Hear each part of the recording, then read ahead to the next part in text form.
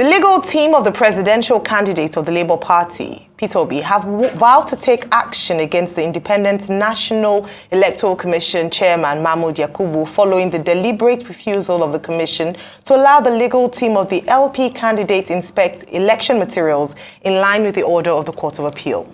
The court in the ruling last Wednesday refused to grant a request by INEC seeking to vary the order of the court granting access to Mr. Peter Obi as well as the People's Democratic Party counterpart, Atiku Abubakar, to inspect the bimodal voter accreditation system BVAS and other election materials.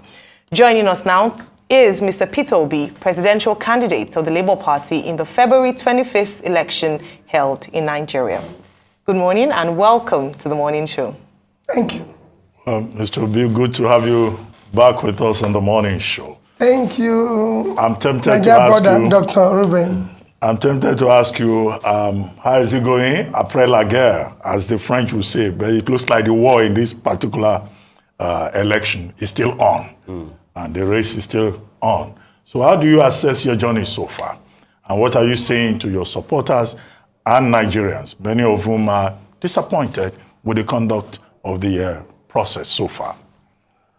Well, my dear brother Ruben, my first question is to thank you for always inviting me, being there for Nigerians, thank the Arise facility for what they've done.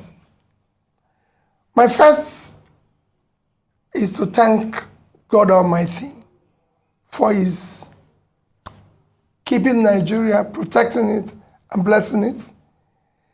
Thanking the good people of Nigeria for their interest and participation in trying to build a new Nigeria. The journey so far has been very tough. But that is what is expected. It's been difficult because you're trying to change what is there that hasn't kept us where we are. So it's going to be difficult. But if you look at the last election, as you know, it's probably the worst election considering in this particular republic, considering the 2022 electoral law, which was meant to improve our overall election process, and continued and consistent promises of the chairman of INEC that this is going to be the best thing that has ever happened to Nigeria and everything. And you could see it in all the editorials, in all the international newspapers from Financial Times, The Economist, Wall Street Journal, everybody, including Chatham House, where even the chairman was there. He has questioned the rating of the country. And for me in particular, it's one of sadness. 63 years after Nigerian independence, we can't conduct simple election. Talk less of any other, just election. Despite all the promises. And it's not as if we're too big or too this. The world's biggest democracy, India today, have about 900 registered voters. In their last election, 67% participated, over 600 million, which if you look at our 24 million, that's 25 times our size. Yet the infractions were less than 5%. In our own, opposite is the case. However, my appeal to Nigerians is to remain, to my obedient family, to Nigerians is to remain calm, remain prayerful, for our country, Nigeria. We have no other country except this one. And we will go through all legal, peaceful means to bring a new Nigeria, where everybody will be happy and proud to say, I'm a Nigerian. All right, I'm glad you talk about to remain prayerful and to remain calm.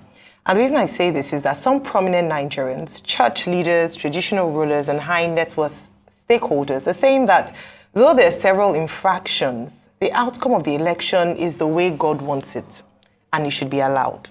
So on one hand, you are saying remain prayerful and calm, but we'll still go to court.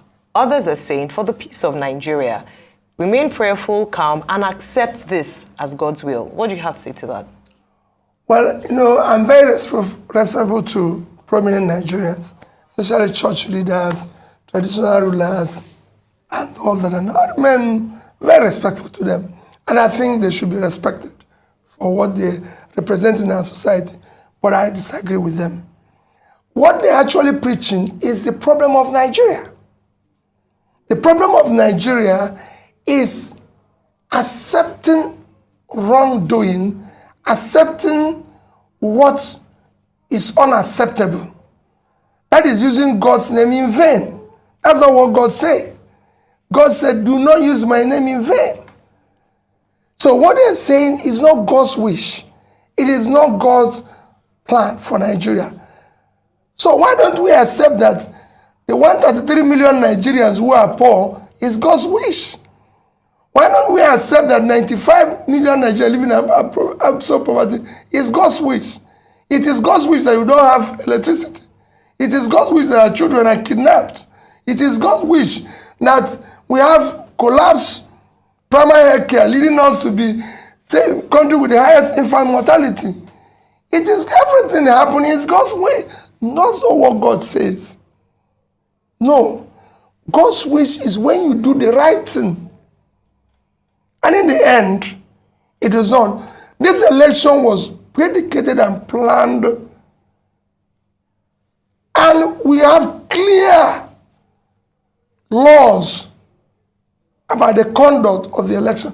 If it was followed, if these results were uploaded from the booth, polling units, like they said, to the server and everything, we won't be here. We won't be talking about it. It would have been concluded in a matter of hours without anybody arguing about it. But it is not God's wish that you do the wrong thing. It is not God's wish that you go and rob a train and make money and start sharing it. It is not God's wish. This is what is killing the country. People come here, take public money, and then go and give it to people in the church and they say it's God's wish, and start giving them title in the church, title in this. That is what we are fighting. That's what we want to stop. We want God's wish to be truly God's wish. And that is when we do the right things and God gives his blessing. What we are doing now is why they come. What do you tell the young ones growing up?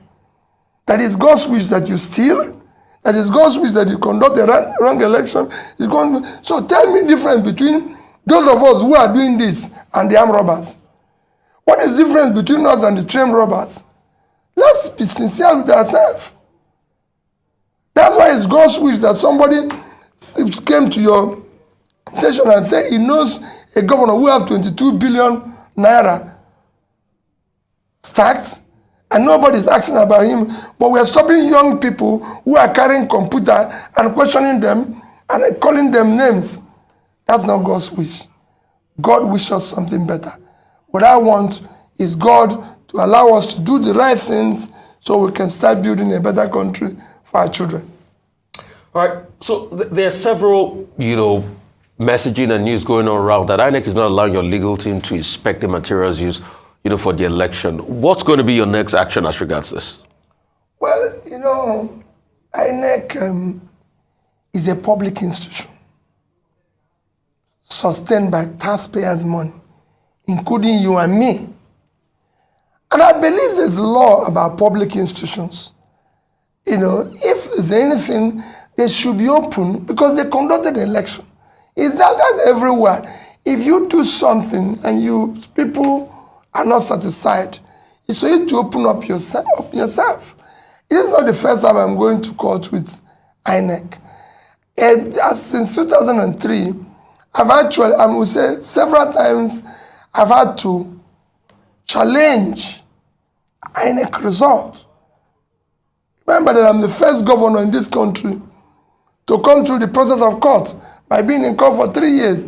Throughout the 3 years, I was in court with INEC giving me access to whatever materials they used to conduct the election. You've conducted the election, Rufai. You've announced or declared the winner. I'm only asking, can I have access to the documents and materials you used to arrive at that. I'm not asking you to change what you said. And remember, like I also say, people, I'm not challenging their declaration. Sorry, I'm not challenging who they declared. I'm not challenging whatever the outcome. I'm challenging the process which they arrived at their declaration. And unless we do that, we're not going to stop the rascality we witnessed in that election. The process through which people come into office is, for me, I said it everywhere, is far more fundamental than what they do thereafter. There's a process of doing things. There's a process of arriving at any destination. If, like I said in my press conference, if you're going to answer His Excellency, the process of coming to that position must be excellent. If you're going to be a bishop, there's a process of being a bishop. Dr. Ruben is a doctor. Why didn't you call me a doctor? Don't that look like a doctor? You called him a doctor because he went and read PhD. Rufai might be awarded a doctor by university. So he's a doctor. But you can't just go on the street and say you're a doctor when you're not. So there must be a process, because even if it's going to be awarded, you must have done something that merited you to be awarded that. Or you must have, like Ruben, went and read PhD. Otherwise, we're all doctors. So a process is important. Right. So what would you be doing next, really, if they're not granting you access to this? We'll follow the law. We'll go back to the court and say, what you granted, these people are not obeying. We're not going to be, for me, we'll do whatever is necessary within the law. Whatever we're going to do will be for the interest of the country. But they will give us access because they pronounce and declare somebody. So we must have access to the process they arrived at that. Since February 25, there have been reactions to your participation, to your role, to what you represent. Governor Nyesom Wike of Rivers State says you are the hero of the entire process. And what is his explanation? His explanation is that you stopped PDP from winning in the traditional places. And that for doing that, as far as he is concerned, and for making Southern presidency possible, you are his hero. Festus Keyamo, spokesperson of the APC, also waded into the matter and said, in fact, that you have served your purpose in this electoral process, that the purpose that you were to serve was to help make Asiwaju Bola Ahmed Tinubu president-elect. That's his own reading of it. He says, because without you stopping the PDP in their traditional states, Bola Tinubu will not have emerged as president-elect. Number 3, Reno Omokri, who is a spokesperson for the People's Democratic Party, says, well, APC may have rigged, but that Mr. Peter Obi was the perfect rigger in that election, and that you rigged in the Southeast, that he is surprised that a candidate will be reporting 97% of the votes from certain states of the Federation. Of course, Atiku Abubakar, presidential candidate of the PDP himself, had admitted that your leaving the PDP hurt his chances in that election. What do you say to these general comments on your presidential race? Well, Ruben, my first reaction generally is that I contested the election. I wasn't contesting it to help anybody to win. And I continue to say that even the declared winner did not win. You might have been declared by whatever means, but you've not won the election. Ruben, to win is to win the people. Democracy is government of the people, by the people, for the people. That means if you must win the people. But if you don't win the people, you've not won. And I can tell you, the last election, the declared person did not win. However, that is what we're challenging. The rascality is what we're challenging. On the various comments, let me use the issue of Reno or mockery. Ordinarily, I won't comment on anything because I only comment on or reply fellow presidential candidates, not their spokesperson, because they're not contesting. But since something that I have never participated or been part of was mentioned, I need to reply it. Ruben, I have never, and I will never, ask anybody to add one vote for me that doesn't rightfully belong to me. I've never paid anybody to rig election for me. Go all over Nigeria and ask anybody in INEC, the so-called EOs, resident commissioners, everybody, whether any of them have met Peter Obi saying do this. Go and ask police, army, anybody. Never. They are referees. It is their job to do their job. I've never. This show where I got 97% is in Anambra State. Reno Mokri forgot that in 2019, go and check the records, where PDP had the highest vote was in Anambra State. When in 2019, when I was vice presidential candidate to Atiku, our vote in Anambra State was 95 point something, almost 96%. That's where PDP got the highest vote, because I was on that ballot. And they know me. Ruben, I live in Onitsha. If you want to know whether I get 95% in Anambra State, come and go to Anambra State with me. I don't need police. When I come out, you see the reaction of the people. In fact, I'm actually surprised I didn't get 100%. I'm telling you, because I don't know who will be voting against me in Anambra State. In the Southeast, it's a similar situation. People know me. People know what I stand for. People know I've kept to my promises. People know I've kept what I've said. It's a simple thing. It's like people go about and say, oh, he got votes in Lagos because of the Igbos. Remember how many Igbos live in Lagos? I got more votes from the indigenes in Lagos than those who are, you can call visitors. Are the Igbos in Nasarawa? Are the Igbos in Plateau? Are the Igbos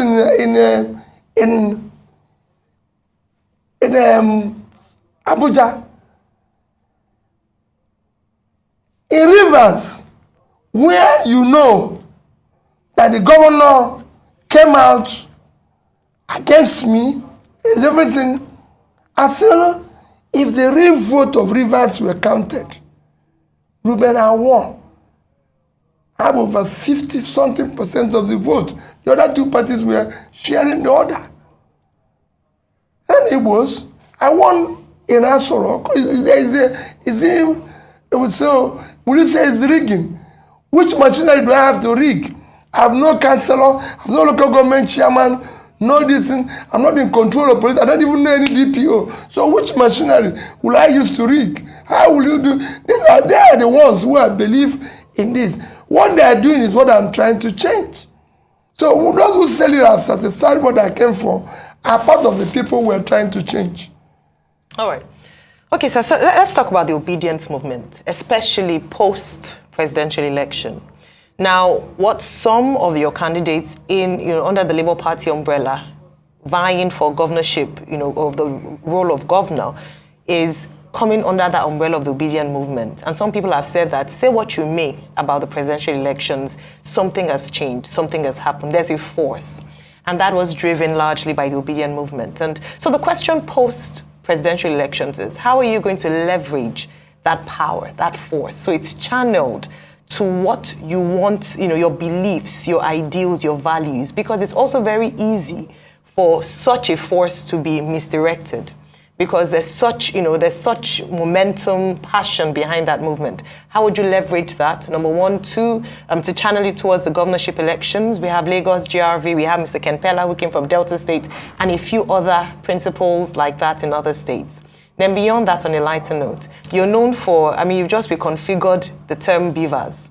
So it's originally called Bimodal Voter Accreditation System, and you've now called it Best Values Acceptable to Society. Please Basic values, sorry. Acceptable to society. If you'd like to shed more light on that on a lighter note, it would be great. Well, let me start with the obedient movement. Because Nigerian politics have been largely transactional. When we were starting this, people didn't believe what we were trying to do. The consequence is that we didn't have candidates for governorship in most of the states. Because being a transitional thing, people who like to be where things are being shared. So nobody believes that a party without councillor, local government chairman, can come up and become something. So we didn't have, in most places, candidates. In few places, we were able to have candidates, some of which we have mentioned now, who are, I can say, are first-class candidates. You just mentioned two of them, and I believe and I support them that they should be supported by the obedient family and the people, because they will do good work. If you take Charvi here, young man, excellent background, good education, you can have better than somebody who have a degree in MIT. So these are the quality we've had.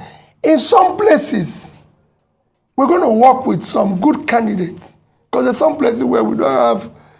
If you look at my southeast, we only have candidates in 2 states.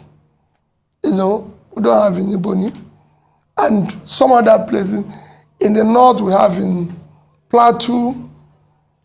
We don't have in Zamfara. So there's places, there's a few of them, and we're urging people to support. And where we're going to have partnership, like if you go to issues like Cross River State, where we have someone like Professor Sandy Ono, the senator, running under PDP, which we are considered an excellent candidate.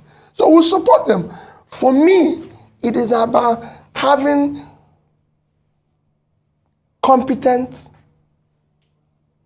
credible people who have proven integrity and track record that can do well. It's not just about saying, it must be Labour Party always. No. Where we think we have good people, we support them. And I'm supporting them. Where we think we have somebody better. And the same thing is what I preach to people. Don't say, because this is... With time, we will build this institution and ensure that everything we are doing is the right thing. But it's not going to be overnight. So for me, I want people to, in states where we have good candidates, we're going to support them. We're going to make sure it works. And where we don't, we'll be honest to the people. Because what we're trying to do is to build a new politics that will thrive on character, competence, capacity, and compassion, and telling people the truth always. That's why I got 95%, 97% in Anambra State. Because everything I said, I did. Where it's impossible, I told the people the truth, not telling them lies. I counted for their money. When I said the beavers should be basic values acceptable to society, what makes a society is values. The values they accept, the values they tolerate, just like you said now that priests and bishops or this said it's God's wish. How could God wish that people are poor? So how could God wish that Nigeria is in darkness? Okay. No, it is not God's wish. Okay. Real quickly, I'd like to ask you this. Has presidential candidate of the APC, Bola Ahmed Tinubu, has he called you? Because he says he's been reaching out. Has he reached out to you? Have you spoken? That's number one. Number two will be, what would you say about now the ethnic strife that has resulted in just the governorship contest in Lagos? They are now pitching the Igbos against the Yorubas. And second, what would you say about people that are saying some people are too young to be governors in Lagos because they're just 40 years of age? Well, thank you, Rufai. First, that I've always said that the APC presidential candidate is an elder brother. I can even call him a father. And I have all respect for him and everything. I've not been opportune to speak with him. I don't have any issue with him. I respect him, and I'll continue to do so. I'm only challenging the process in which he was declared winner. Because that process is wrong. And that process must be corrected. I believe that the things must be done rightly. We must follow the law, rule of law. We must have a society where things are done in a decent, organized manner. Especially as we're trying to build this new nation that will be exemplary and the world will take us serious and respect us. Number two is that what you see as ethnic strife is just people trying to hide under what does not exist to cause confusion. There's no such.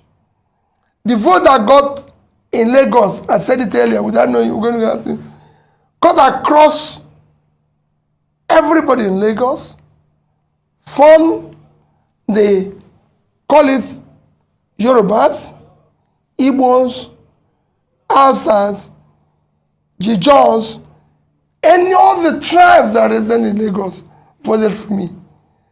I can tell you that I have a lot of people who I know have truly Yoruba, who are actually supporting me 24 hours. And it shouldn't be.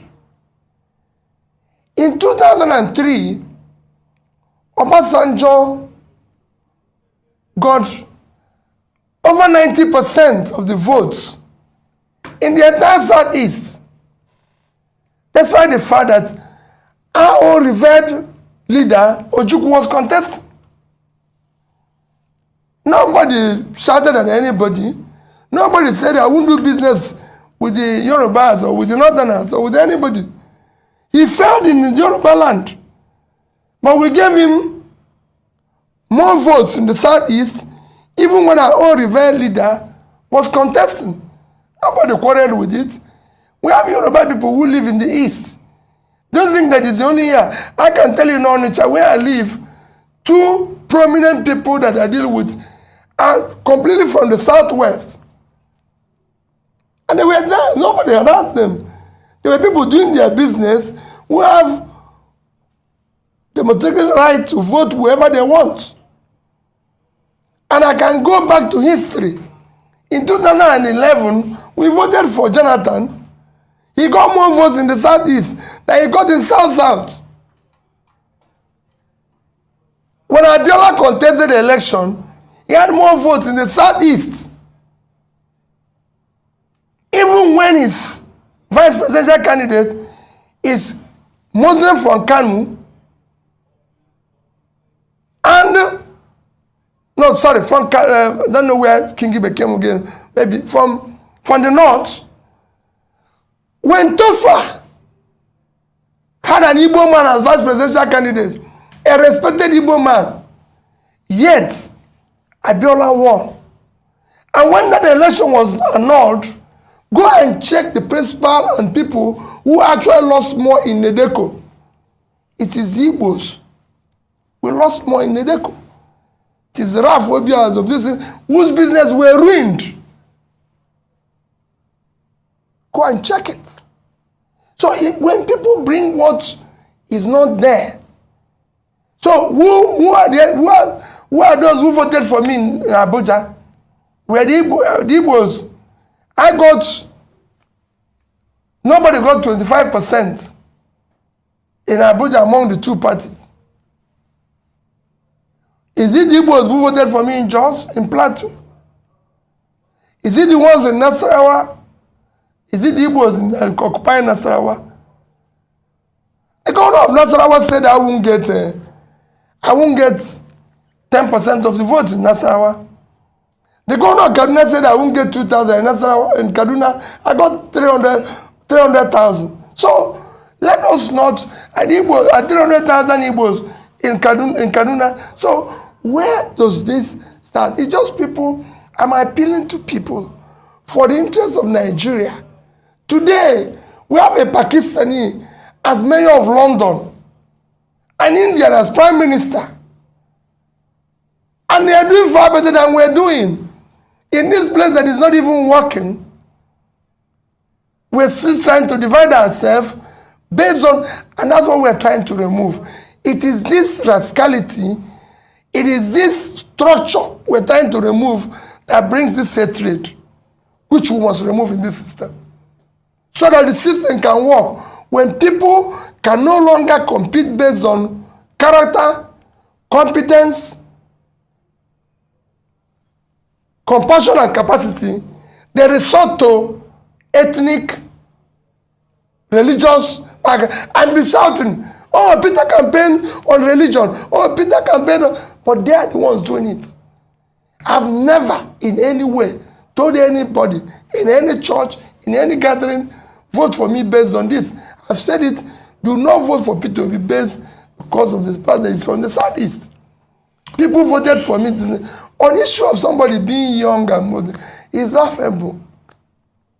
It's actually, we should actually stop people from being old and contest. If I have my way, if we can retire our bishops at 70, retire our professors at 70, Supreme Court at 70, it's time we put age for this our politics so that people can also retire. Because there's a reason why we say at 70, 75, people should go and rest. So let us, is these people that are saying it that are bringing confusion? Age of 40 is age where people are becoming or became president in America, the world's biggest economy, 25 trillion. And you're just 400 billion. And you're talking about age. That is the right age, the right background, the right education. Mr. Peter Obi, we've been talking about the presidential election. But your party, despite the criticism that you had no structure, you had no representation in the National Assembly, ended up getting into the National Assembly. 6 seats in the Senate, 34 in the House of Representatives. I would like you to comment on that. And then second, this issue of INEC not allowing you access to inspect election materials. Now, Yusuf Tanko, the spokesperson, chief spokesperson of your party, has now served notice that INEC was duly served a CTC copy of the court order on March 3. INEC was reminded on March 6, and that the only option now available to the Labour Party is to picket to INEC offices nationwide in a peaceful protest, he says. But has it also occurred to the party to seek the option of going back to court to make it clear to court that INEC is guilty of contempt, is contemptuous of the court order? Or the only measure you want to adopt is that of the peaceful street protest to INEC offices? Those two issues. Thank you, Dr. Abati. We'll apply both. Because you have a situation where you cannot even imagine. INEC is an institution backed by law. The court have given an order, a ruling. They are not obeying it. Where do we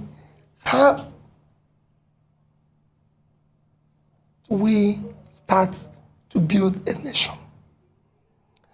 The most important ingredients of what makes a nation is the rule of law. And I've said it when I was campaigning, that we must govern by rule of law. Ruben, the biggest contributor to the Western economy today, in terms of GDP, in terms of their growth, is intangible assets called rule of law. The reason why people want to live in America, in Britain, in anything, is not because things that happen here don't happen, but because if it happens, you can seek redress in court and it will be obeyed. It's because if you call police, it will nothing else. Nothing else. I have somebody who told me an interesting story. He said he had a wife in Nigeria, and he would shout at his wife, do whatever he likes, and then suddenly something happened and he went to the UK and he shouted and the wife called police, and police came and he was still shouting in front of police, and the police told him that he shouldn't come near 1 mile radius of his house because of the way he's behaving. He didn't remind them that he paid dowry as a Nigerian. He told me, said, all he wants is to go back to Nigeria with his wife. Why? There's law and order. And that's what we are lacking here. Ruben, we must live in a society that is organized. Today, with the way Nigeria is, considering how bad things are economically, what the world expected of us in 2023, there was so much expectation, is to have free, fair, and credible election where the new government will come to start. When you talk about low, people say low-hanging fruit. The number one low-hanging fruit here is to start governing by rule of law. If you start it, you start changing this country. And that I'm committed to. And I urge INEC to please help the country. The image of the country today, our strategic importance in Committee of Nations, is being put into question by all this rascality. National Assembly elections and how you intend to leverage on that. For me, I thank God that we're able to get the number of seats we received. I hosted the candidates after they received their certificate and urge them to know that we are committed to a new Nigeria and we must do things differently. We must support what is right. We must go there to work hard and everything, and I'm sure they will. We also said we'll have a retreat after this. Ruben, the things we need to do going forward for Labour Party, for them, we need to build a democratic institute that will be able to teach people what their job is all about and what they're expected to do. It is not just you've won an election, it is now time for you to be part of the confusion that exists, to make it transactional. We now want to leverage and talk. We're talking with different organizations, different countries that can help us to build a proper democratic institution that will teach our people, including me, what governance is all about.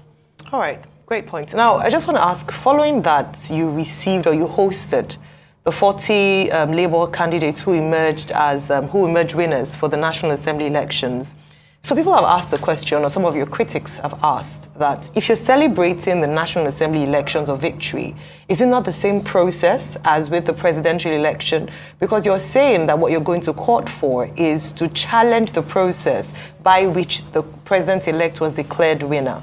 So is it the same? Why have you accepted the results of the National Assembly elections in favor of the Labour Party candidates and not accept the same process, as it were, that also had the president-elect emerge as winner? And the second part of the question as well is that there are also questions around your support of gubernatorial candidates. So a case in point is in Enugu, where you have Chijioke Edoga and Frank Oweke Jr. of APGA Party. There seems to be some, lack of agreement in your party as to who to support in that state. I'd just like you to clarify that today. Okay, very, very good question. Let me tell you in Enugu, let me start with the issue of Enugu. The issue of Enugu is because the Aisha Yusuf tweeted in support of Frank Oweke. Let me clarify to you now. The obedient movement are not necessarily Labour members. You have to know that. There's so many people in the obedient movement who have nothing to do with Labour Party. There's so many groups within that. There's so many people. Someone like Aisha Yusuf is not a member of Labour Party. And it says so. And however, we even have what we call the big tent,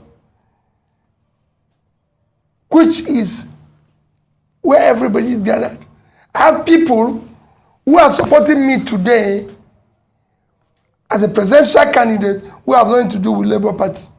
People like Atedo Peter Side, for example. And I have many people of that said they believe that I can do this job. And I'm sure there's so many of them in Arise who are not members of Labour Party, but they believe in what I'm doing. So they have right to also choose who they want to support. Based on what I said, it's a choice. But as a Labour Party, which I'm a member, and again, the party is far more supreme than any individual. I'm just a member of Labour Party. Labour Party have chosen through this process that is verifiable and straightforward, Chijioke Edoga is our candidate. And that I stand with, because I'm a member of Labour Party. The obedient members of obedient family have their own choices. I can't question them. So that's the difference. So let's do. And then on the second question you asked about issue of whether National Assembly, they're not. Remember, INEC said House of Representative was going from the through to the server. House Rep was going through, but it's only presidential. So by that, they have defined a process. They have accepted a process. Go and read their law. In the other two, they followed that process. In this one, something happened. They gave an excuse. We shouldn't be there. Because they know what they're doing. Okay. So let's come to Lagos. What's your support like for the Labour Party governorship candidate in Lagos? And also, there's been a dichotomy. In fact, at some point, they were saying there was going to be a possibility of the PDP, Labour Party, and a couple of other parties doing a deal in Lagos, but that has not fallen through now. There's also the Jandor factor. Jandor has been saying he's fought, godfatherism with the APC and all of that, that he was thinking, this was the time of the PDP. He's come here to argue a couple of times that most of the votes you got in Lagos were also PDP votes. I mean, what do you say about that dichotomy vis-a-vis your own Labour Party candidate in Lagos? Another question I'd like to ask you is this. In this our country where rule of law has been put on the background, that people don't even obey court judgment again. It might sound like a funny question, but in a case where a court judgment gets in your favor, maybe in the Supreme Court, and it's not obeyed, what happens? Because that's the kind of dichotomy and anarchy we've put on the land. And this your newfound friendship with the PDP. Are you people challenging this together? Have you been talking to Alhaji Atiku Abubakar? What have you people been saying to each other? Because both of your vice presidential candidates had a joint press conference together. Well, let me say this. There's no partnership between Labour Party and the PDP. Both of us are challenging a process that is wrong. That is acceptable. The process is wrong, and we're challenging it because we're all participants. It's like there's several people are involved in a competition, and it goes wrong, and they come together and say, it happened. There's so many court challenges all over the world where maybe if you see the abroad where somebody have raped one woman, he went to court, several others who were raped by the same man comes out. They're not acting jointly, but because they have been a victim of the same man. But both of you are saying you won the election. No. Alhaji Atiku Abubakar is saying you won the election. You two are saying you won the election. No problem. That is why we want to check the process. It is not the process that will say who actually, rightly, received the highest number of rightful votes cast in the said election. Because what is important is who received the highest number of rightful votes cast in the election and who has the spread. So if we do the right things, this is what we are claiming now is because of the confusion that was deliberately created by INEC. If they had done the right things, we won't be here. Nobody will be arguing. Like I said, I have my respect for Atiku. My respect for him remains as long as I live. He's a respected elder brother. You've been speaking to him? Of course.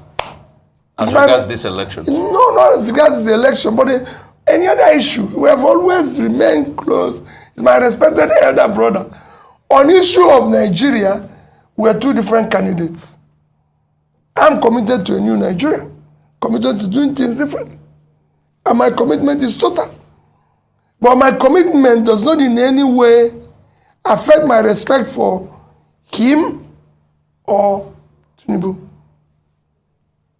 I will remain respectful to them. On issue of Lagos, the Labour candidate in Lagos remains the best candidate. Is true and thorough Lagosian from a family that everybody is well known. His educational background, his age, everything is not in question. And he has the right age and the right energy. And I support him 100%. So do whoever Labour candidate that will be choosing through the right process. I told you here that we don't have candidates everywhere. We have maybe 5, 6, or 7 candidates, and I support them. Wherever you see me not supporting our candidate, Labour Party, especially our chairman, must have maybe worked with them in partnership or somehow to be able to achieve what we achieved in the last election. And Labour as an institution is bigger than me. And I respect and take the ratings of the chairman. Because we want to build institutions, so it will work.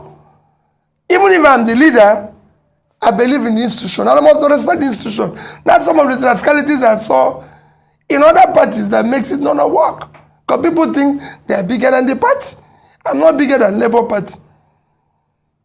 Labour Party remains bigger, and also whatever directives. So I assure you, we support GRV, and I can tell you, he's a fantastic candidate. Okay, Mr. Obi, here is a friend of yours. I don't want to name him on television. Responding to the point you made about age. Maybe you want to clarify that. He says, remind Peter that if he's going by age, at 63 years, he himself isn't qualified We should be talking about credibility and the characteristics of leadership, irrespective of age. 63 years. Who is 63? Well, that's what he's saying about you. I'm just reading what he sent to me. He said, it's not about age. The task of nation building is a mutual responsibility between the young and the old. The old contributing experience and maturity, and the young collaborating with audacity and diversity. In the USA, that he quotes, the use of age as a criterion for any job is considered discriminatory, just like religious and gender discrimination. So Peter Obi is out of place using age against his co-contestants. That's what this person said. Remember when I quoted age, I wasn't talking about myself. Remember? Yes, I didn't say so. They asked me that somebody said 40 years is too young for Lagos State. Yeah. That was when I said that people who are talking about age, that is them that are above 75 should actually retire. But let's not compare age in the US and here. Please. Ruben, in the US, life expectancy is 72.5 years. In Nigeria, life expectancy is 54. So at 70, you've actually passed 16 years. Your life expectancy. You already an expired product. Yes, we should have gone. So, and some of these people who are saying this have contributed why people are dying, where we have high infant mortality. So let's not compare the two. It's not the same society. Life expectancy, somebody who is 80 in America is different from somebody who is 80 here. So you cannot compare the two of them. I'm not going to go into life expectancy, but I assure you, and two, I'm not 63 years old, Ruben, as maybe right, maybe wrong. My affidavit letter, which I still carry around, my mother gave me since 1970, is that I was born in July 19th, 1961. On what market day was it? So if anything is wrong, For the benefit of the man asking the question. if anything is wrong, I hold my mother responsible. But she's been a wonderful woman. I didn't have the privilege of my father giving me any, so it's my mother who gave. So if you follow it, Ruben, I'm still going to be 62 in this July. So I'm not splitting, I'm not comparing the age and all that. But I assure you of my commitment is, and I listen to what he said, we need experience of age. But the age and the old have not used that experience. Rather, what they are doing is claiming experience in failure. They've not used it to progress the place. Rather, they tell you, do you know I've been doing this for 30 years? And so what? The place failed. How can you claim experience in failure? If you have been doing it for 30 years and we're in this mess, then you should actually cover yourself in shame. Not saying, I've been around for 20 years. Thereby, it's my entitlement. No. You have to claim entitlement where things are progressing, where things are going well. And that's what it should be. Okay. Now, one of the reasons why the age conversation has come up, particularly with Gbadebo Rodsvivo in Lagos State, is also looking at his political experience. So beyond just his biological age, what some people have said is that he doesn't have that political heritage. He doesn't have that experience in governance and public service. I'd like you to speak to that, please, because it's beyond age. It's also the fact that, so you talked about the fact that he went to MIT, fantastic, Ivy League school. However, they're saying that if you're going to, govern a diverse, cosmopolitan city like Lagos, you would need more than an MIT certificate. What do you have to say to that? Which experience? When you talk about experience, my sister, when I was campaigning to be governor of Anambra State, I've never worked in government. I've never had anything to do with government. I was faced with the same thing. I was his age. I was just about, I started campaigning in 2003. 2001. I was just 39. By the time that the election took place, I was 41, 42. So I was at that age. And it was the same thing. People were saying, hey, who is he? He has never worked in government before. He has not done this before. The only experience they can claim is the same experience of corruption, experience of stealing, experience of doing the wrong thing. In fact, at times it's good to bring somebody who doesn't have that experience so he can clean up the mess. I came in without that experience, and when they wanted to teach me that experience, I told them they are wrong. I recall telling my people to ask me, why will government of Anambra State have a lodge in Abuja? They said, because every state have it.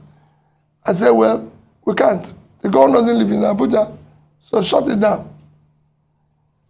Why would this one happen? Why is the government going to have 18 guest houses? They said, because that's the ordinary, because you have guests. These are things we shut down that made us have the money to do the work. So the experience they have is the experience I'm trying to remove. That's the structure that I'm telling you about. What you saw is challenging now is the structure that we are saying we have no structure, we have no structure. That's the experience.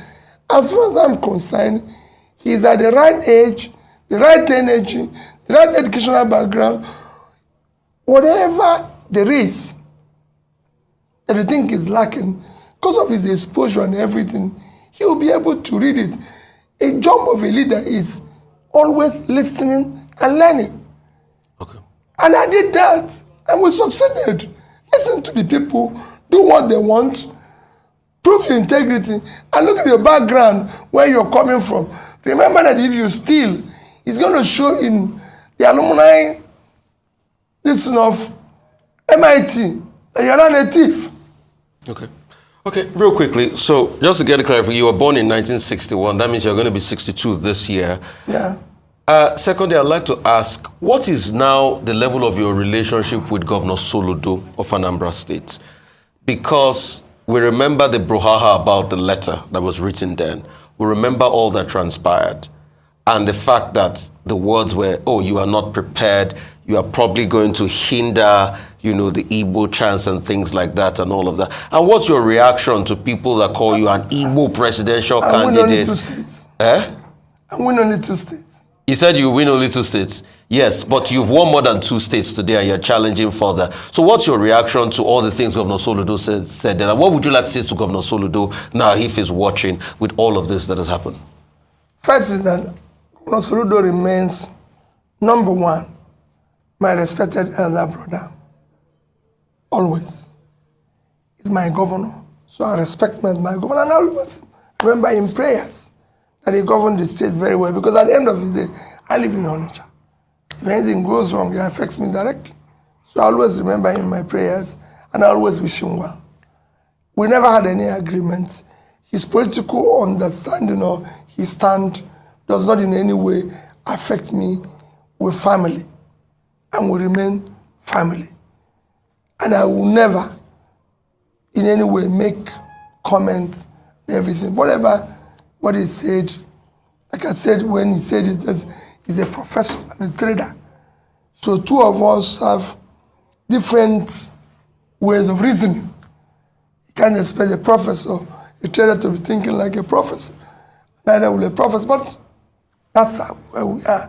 So there's no problem between the 2 of us. We are friends, and will remain so. Well, for this... On the other, it's what you mentioned about the issue of age. I'm not against age.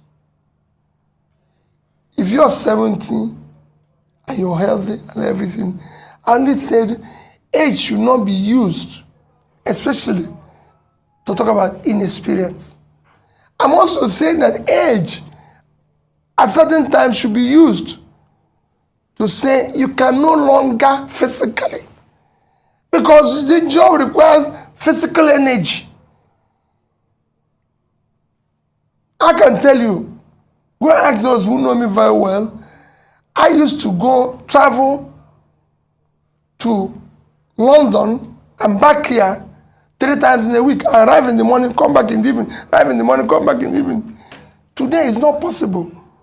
I was doing it when I was 30s, up to 40.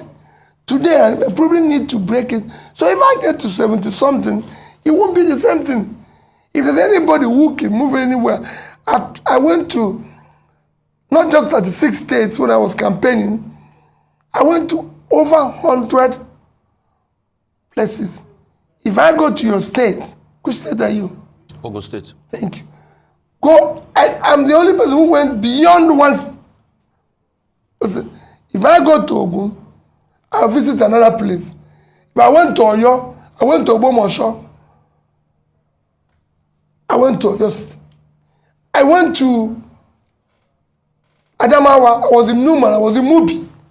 I was in Medugri. I was in Biu.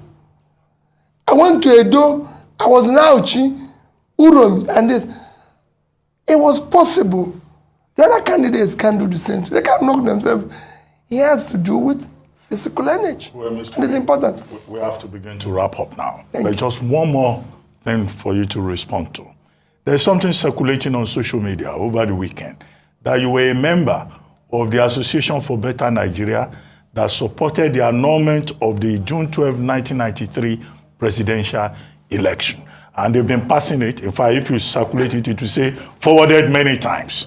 So were you with Aton Zerebe, who led that movement at that time? In 1993, Ruben, I lived in England. I had nothing to do with politics. I've never even, in 1993, my business was between here and the UK. I was living in England with my family. You know, if you want to know, my son was born in 1993, December, and go and check his birth certificate. He was in England. It's today, go and check it very well. So my daughter, go and check, they were primary schools in England. They can have little people who are in primary schools in England, and I'm in Nigeria, doing better Nigeria, where my wife lives there. So who are they living with?